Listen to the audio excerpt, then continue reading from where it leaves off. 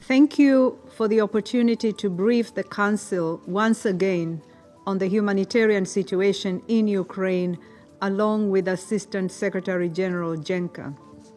Since our last update to this Council on 20 June, the humanitarian situation in Ukraine has continued to deteriorate sharply. Over the past week, renewed waves of missile and drone strikes have devastated lives and infrastructure across multiple regions, as already outlined by Assistant Secretary-General Jenka. According to the UN Human Rights Monitoring Mission in Ukraine, the scale and speed of civilian harm remain alarmingly high.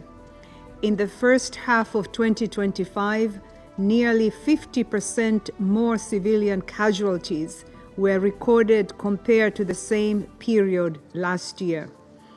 Over the past day, authorities report strikes on urban centers, including Cherkasy, Kharkiv, and Odessa, killed 5 civilians and injured 93, among them 11 children, as hostilities intensify nationwide. Last weekend, attacks struck populated areas in Dnipro, Kharkiv, and Sumy, reportedly killing dozens of people and injuring more than 70, including children. In Kharkiv, a rehabilitation center for people with disabilities was hit. In Kiev, a kindergarten, a metro station, shops, and residential buildings were damaged. In the Ivano-Frankivsk region, once seen as a refuge far from the front lines and home to many displaced families, we saw the largest attack there since the war escalated in 2022. There is no safe place left in Ukraine.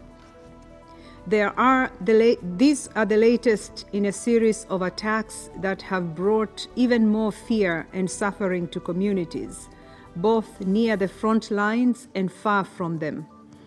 The use of explosive weapons in populated areas, including long-range missiles and drones, remains a key driver of civilian harm. Mr. President, civilians in Ukraine continue to bear the heaviest burden, struggling to access food, water, power, and healthcare. Nearly 13 million people need assistance, but limited funding means we can reach only a fraction of them. For many displaced women and girls, safety remains out of reach. Risks of violence at home, in shelters, and during evacuations continue.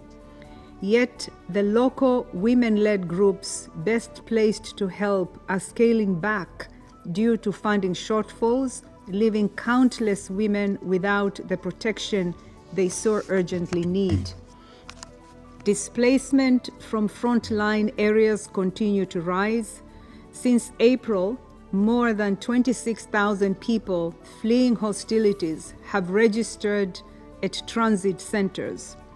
In response, our partners are working with authorities to open new sites in the Sumy and Dnipro regions to meet rising needs. Across Ukraine, 3.7 million people remain displaced, with nearly 6 million refugees abroad. Additionally, unverified reports in recent days and weeks indicate civilian casualties and damage to civilian infrastructure in the regions of Kursk, Bryansk, Belgorod, Voronezh, Kaluga, Lipetsk, and Tula regions in the Russian Federation. Under international humanitarian law, all parties must take all feasible precautions to avoid and minimize civilian harm.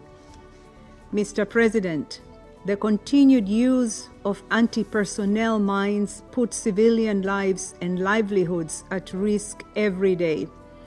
The Anti-Personnel Mine Ban Convention strictly prohibits their use. Under this convention, states have agreed that the harm caused by these weapons is unacceptable and that considerations of humanity must impose limits on their use. We cannot go back. This is why we note with alarm the recent decree by the Ukrainian president announcing Ukraine's withdrawal from the convention. This follows the regrettable decisions of neighboring countries to withdraw from this convention. Assertions of exceptional threats and military necessity cannot outweigh international humanitarian law, which seeks to limit human suffering precisely when a state is fighting against its enemy. The Secretary-General has urged all states to adhere to humanitarian disarmament treaties and immediately halt any steps towards their withdrawal. Mr. President, despite relentless risks, our humanitarian partners in Ukraine continue their vital work, reaching more than 3.6 million people with emergency health care, shelter, clean water, and cash to families since January. But access remains precarious. In regions such as Kherson and Donetsk, intensified fighting has forced aid convoys to be delayed or suspended, putting humanitarian workers at risk and interrupting life-saving support.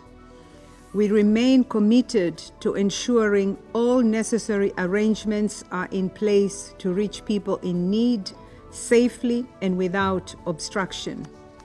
Our ability to reach an estimated 1.5 million civilians in areas under the control of the Russian Federation, including parts of Donetsk, Luhansk, Kherson, and Zaporizhia, remains extremely limited and increasingly difficult.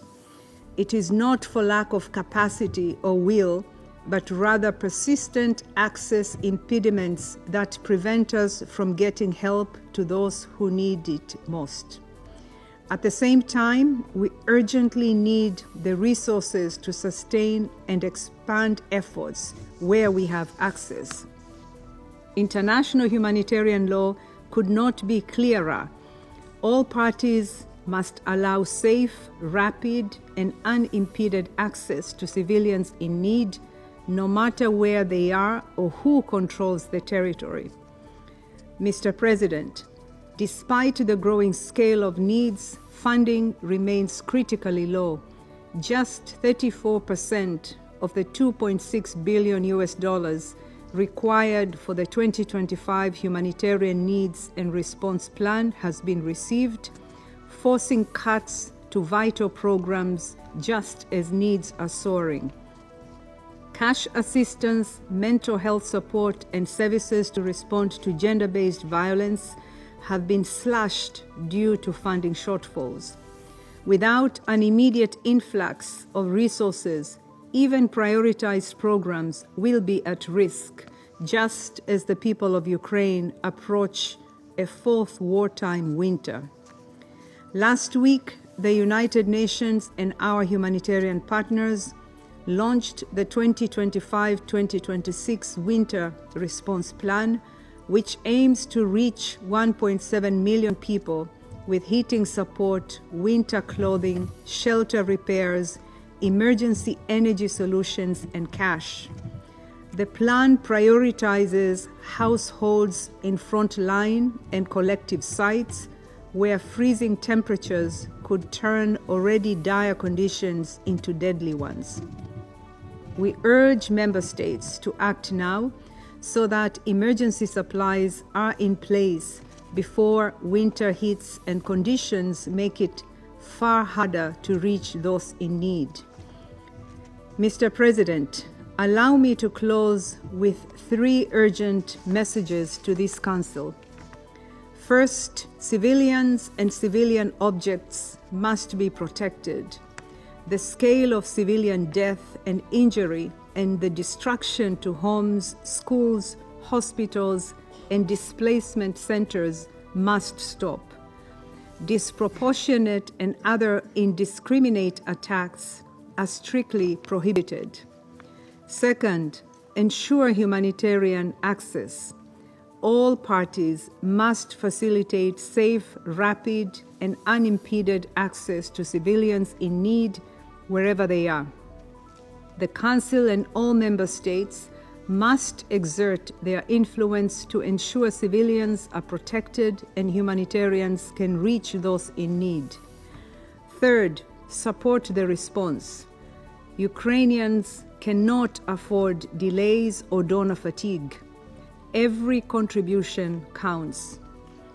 Mr. President, this war continues to inflict suffering on a staggering scale.